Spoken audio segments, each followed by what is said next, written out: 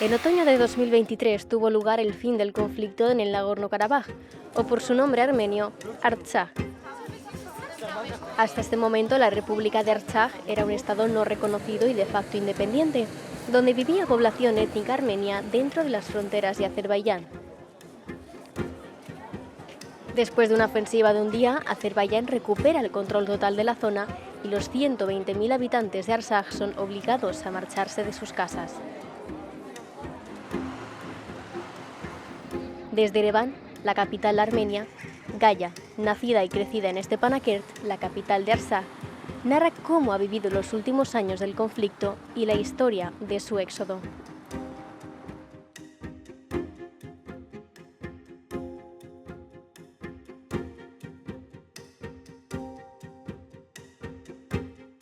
Hi, I'm Gane Sargsyan. My whole life I lived in Artsakh, a place which is not recognized, but recognized by 120,000 people. I lived there 29 years, and I was displaced on September 2023. Little country with interesting people, with beautiful places, and you just it's like you're taking this like for granted because it's a place where you were born, you live there all your life. I'm not exaggeration, really, it was really perfect place.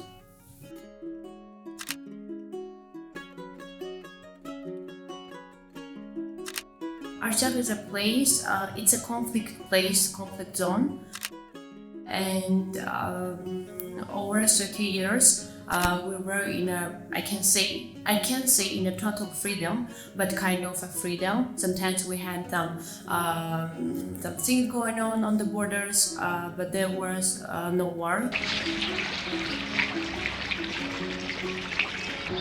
All right.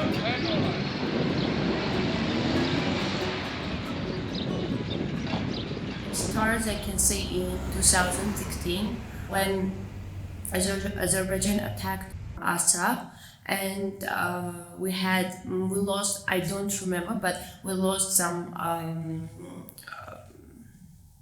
posts, and then major war breaks in 2020, September 27.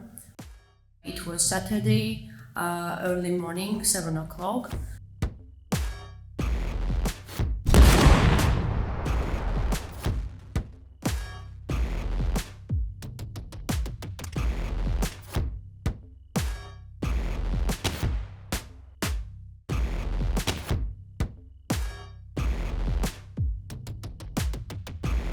I can say it was my first war in my life when I understand what's going on, when I listen to the sound, when I understand that we should go to the basement and it's really dangerous and we can die. 2020 was really unexpected for us. We were sleeping in the morning, it was weekend, Saturday, and also you are not, I was not the same person as in 2023 because I was panicked, I was praying for my parents, my brothers, for everyone, stay alive because you know that it's war and the boys need to go to the war. And I was not expecting that it will take 44 days, that we will have more than 5,000 victims, and I can say it was unexpected for us.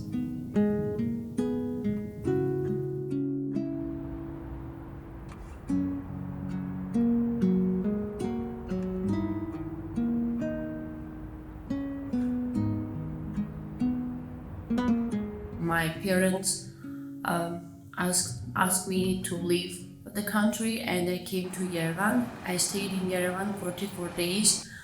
When the war was over, I went on November 9th, 2020. I come back to Artsakh, and stayed there till 2023. To be honest, I was thinking about, do I need to come back? Maybe I should stay in Yerevan, work somewhere, help my parents. Then I said, maybe this is my last chance to live there, and I really do love Artsakh with all nature, everything I love in Artsakh. So I decided that this is a chance for me to be there. I love traveling in my country, go to beautiful places, and I decided that this should be a year of exploring my country.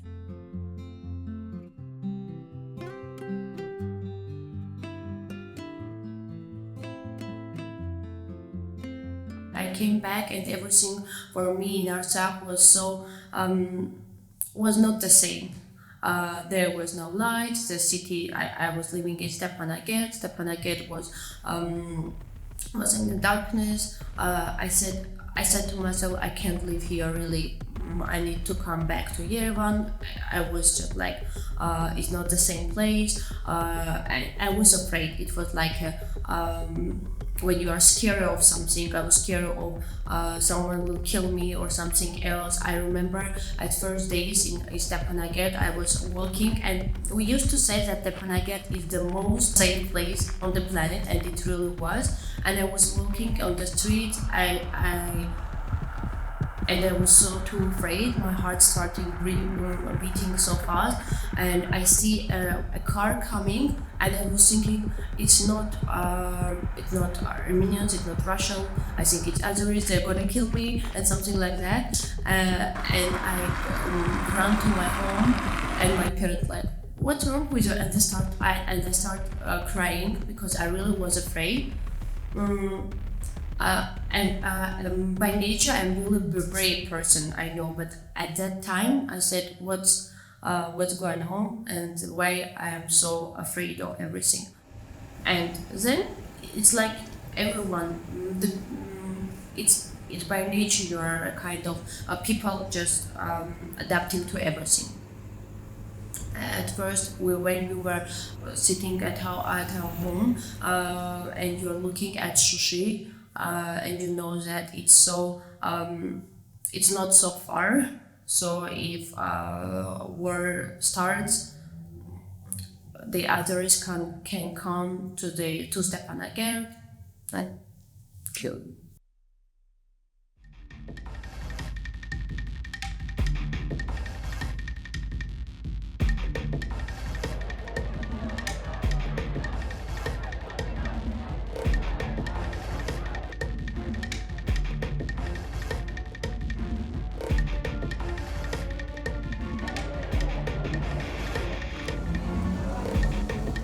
It started like we were not believing that it will last 9 months. At first we say 2 days, 3 days, and everything will be done. But then the first thing that I want to mention that it's the lines because people were buying everything on the markets, like to have everything in their homes. That's why. And it was like we were really laughing. It's nothing serious. Everything will be okay. And then 1 month, 2 months, 3 months, we understand that it's not. When the markets were empty, it's like psychologically you're getting afraid, you're getting stressed that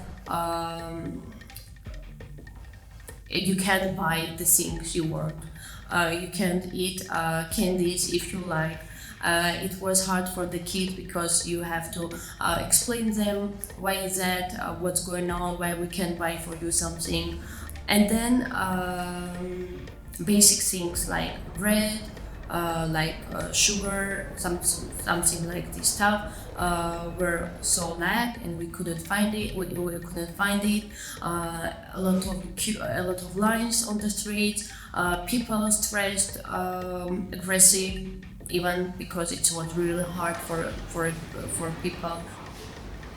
The lack of transportation, you can't come, you can't go somewhere, you can't go to the nature, just relax a little bit.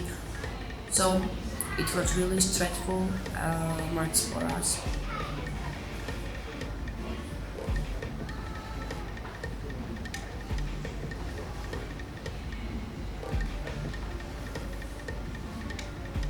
I started to volunteer, and we had a group of volunteers who were helping people, people in need who had no food at their houses, who is for elderly people or disabled people who can't go to their market by themselves and buy food for them, or stay on the lines and for hours. It was hard for them. That's why we decided, not we decided, but we were a group of volunteers who joined the initiative by Bartanyan.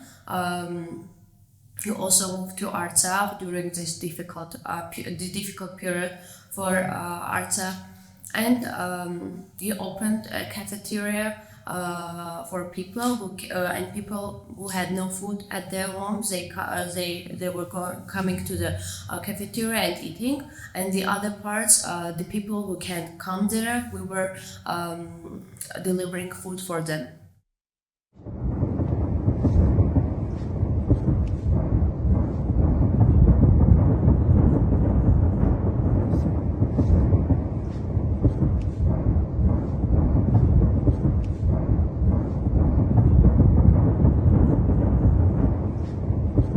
I was at the work, Habarta. We were having a video call with Shushan, and she was here, and the rest of the team was in Artsakh. So we were having a call, and I listened an explosion. We said, okay, and we continued talking, and then another one. I said, okay, Shushan, bye. I think it's a war started. And that's why I'm saying that I was completely not the same person I was in 22. I was really relaxed because maybe I was really expecting that something will happen. I said, okay, girls, we're going to the basement. In the basement there were people, especially mothers, crying because it was midday, and the kids were at schools and in kindergarten somewhere, but not at home. That's why there was too straight. The mother were crying, trying to call their children. I was like, calm down, everything will be okay. I was really calm that day, and I was thinking in my mind that when you are listening to this sound, to this, you understand that your brothers, our boys, they are on the front line, and at that same time, when you're on the basement and you are in safe, they are dying. So I was keeping to say to myself that calm down, you're not on the front line, you're not dying, you are safe. I stayed there and I was trying to help the kids. There were a lot of kids. They were too afraid because the parents were too afraid and they were crying, and the kids were feeling this. And I started to sing with them some things for some songs for the kids, and they were happy at that time. 5 minutes only, and then. We went upstairs to bring some chairs to sit, because our basement was disaster.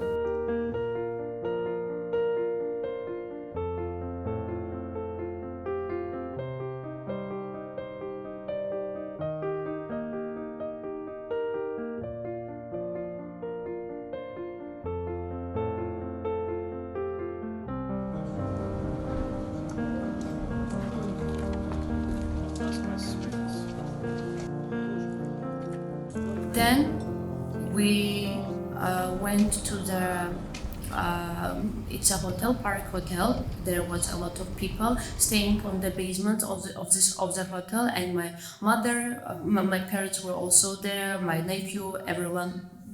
So my family was there. I was too happy to see them.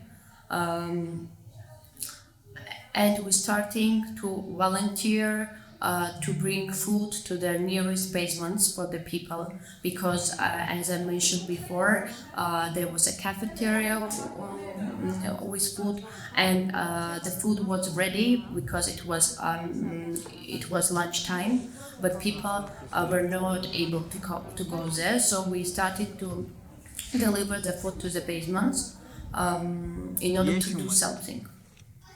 I can say that I am proud of myself in 2023 work, because I was really useful for the people.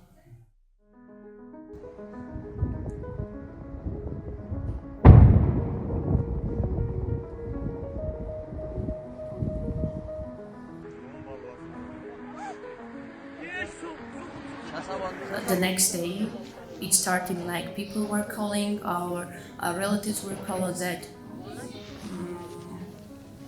and saying always that this one is died, this one is died, and this day was the worst day.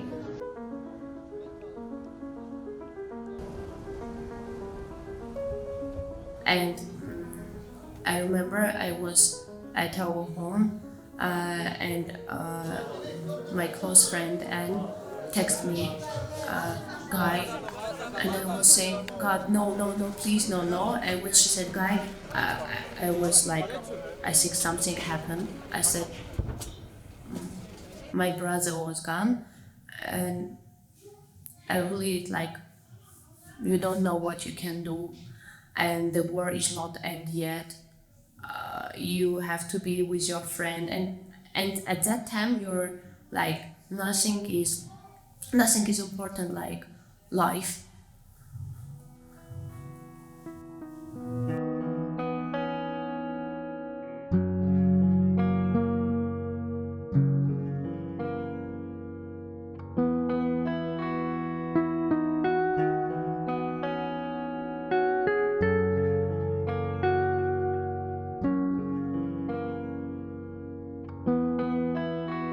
So I stayed with her 3 days, and then it was like we were thinking everything bad already happened. What else can happen? And then the explosion, the worst thing that happened with us in Artsakh.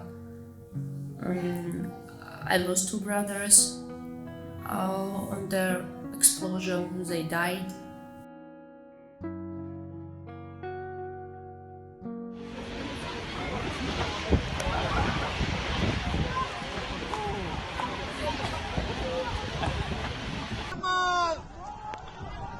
People were staying on the land for the fuel because there was no fuel because of the blockade, and it was chaotic place. People like coming there, and everyone was really only thinking about to get fuel and to help their families to leave to Yerevan, and there is it's not explained yet, so it's not. There is no fact that it was because of the people who were smoking, and it was attack.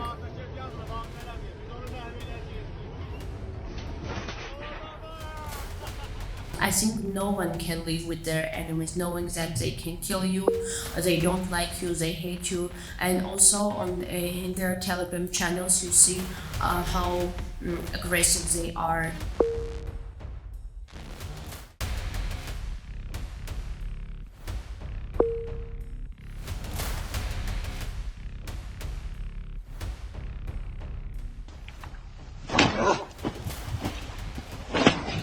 It's a war, of course, people kill each other, but they don't only kill, but also torture the bodies. So, of course, you don't want and you can't stay but but of course we wanted to stay in our land.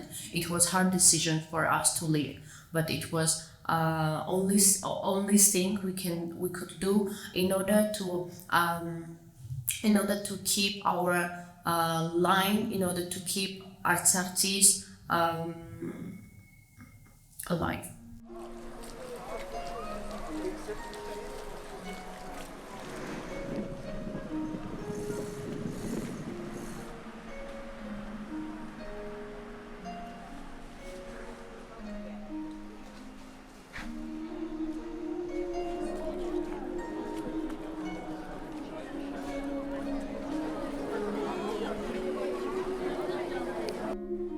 When the government said that we have to leave, and we said that we have 10 days, at first people from the places which are already occupied, like villages, they at first they have to leave, and then people from Stepanakert, but it was chaos, no one can stay, no one was saying true things to us. We don't know what to do, and people are starting to evacuate by themselves how they can, finding fuel and leaving.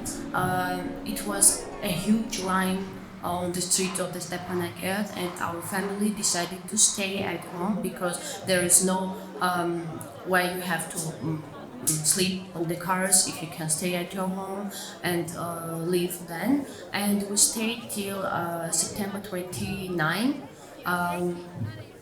And it was hard when you see like your neighbors are leaving, there is no lights at their homes, and like the streets are becoming empty. But me and my friend Jan, we were volunteering also for the hospitals because of the explosion. There were a lot of people on the hospitals. We were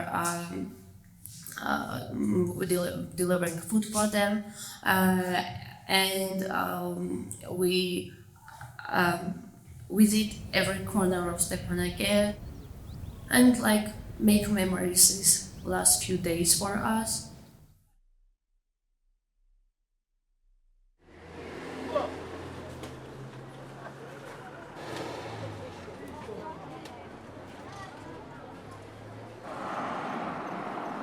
The road to Paris was crowded, was hard, and it was 22 hours for our family to get Paris. We were sleeping on the cars. It was hard. There was no food. We had just like one bread for 11 people, and the whole road I was thinking about the Hakkari Bridge. Where others were located and where they were checking the cars. And I don't know, I was afraid that there will be something with my father, with my brothers.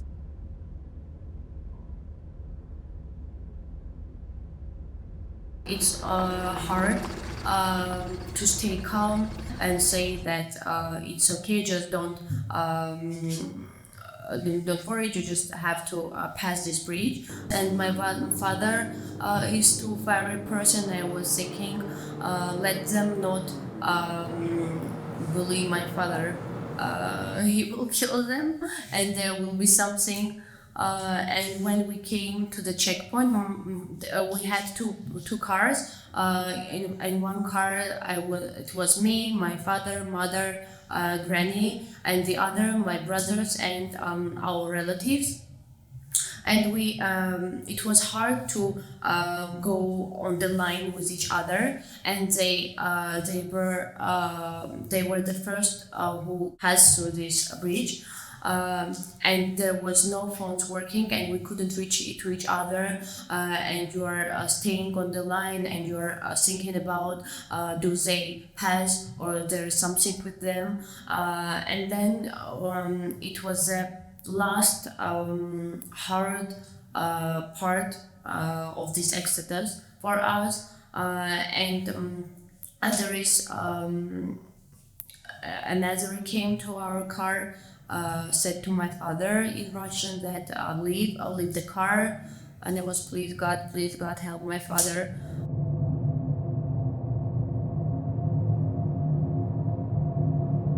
And he asked my father to open the trunk, and he was like checking whether there is someone on the trunk, and he asked us, do you везете ли вы кого-нибудь в багажнике? We said no, it's like we and our staff, and they say okay, you can go. And thanks God, no bullying. And then that was the last hard part for us, and then you understand that you all pass through it, but you understand that this is the end.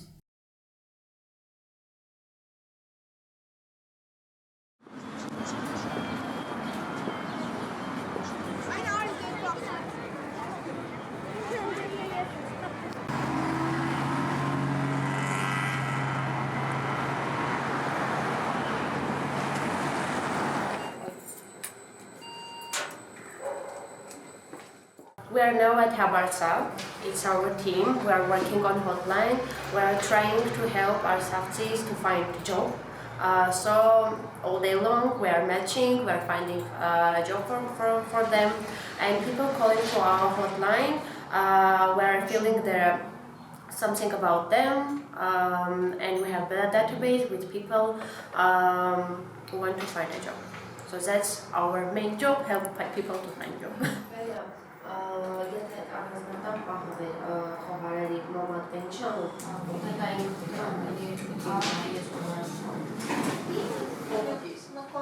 Mainly we're working with HRs.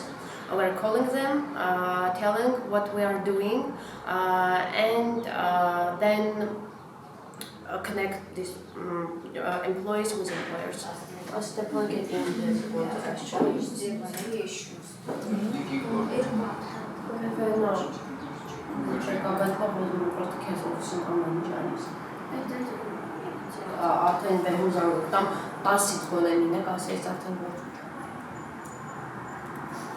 Sometimes we're finding a good job, but we can't connect with someone from our database. That's why we open Telegram channel, and we post there vacancies, and people can see. I opened this channel 2 days ago, and already we have 470 subscribers, 29 success stories, people who already found the job. Tourism, education, business management, or in the bank somewhere, healthcare, in the hospital, security, in the legal field. Օրինակ պահեստապետի համար ճիշտ ասած չեմ կարծում որ սիրեմ ունենալու կարող է ինչ-որ ջիջեր լինի կապեն ձեր հետ. Everyone in Artsakh knew each other, so we thought that it would be good, great for the people who is from Artsakh join our team, because we can speak with the people from our database in our dialect. It's also comfortable for them, and we'll all need to work also.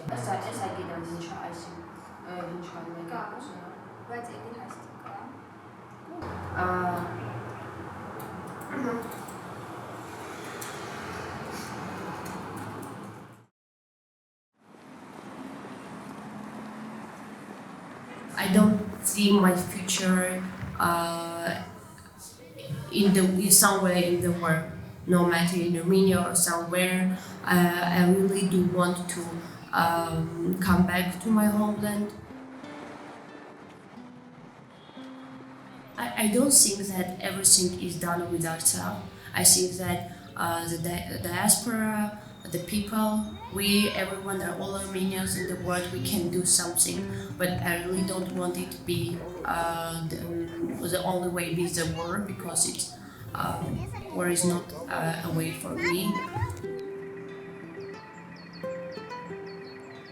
When I'm giving interviews, I'm thinking like I'm doing something small thing for Artsakh, to raise awareness for the people to know what's happened to us. Maybe this will help. And so I wake up every day with this thought, and I'm not just like saying those things. I really do wake up every morning with those things. What can I do for Artsakh, for the people of Artsakh?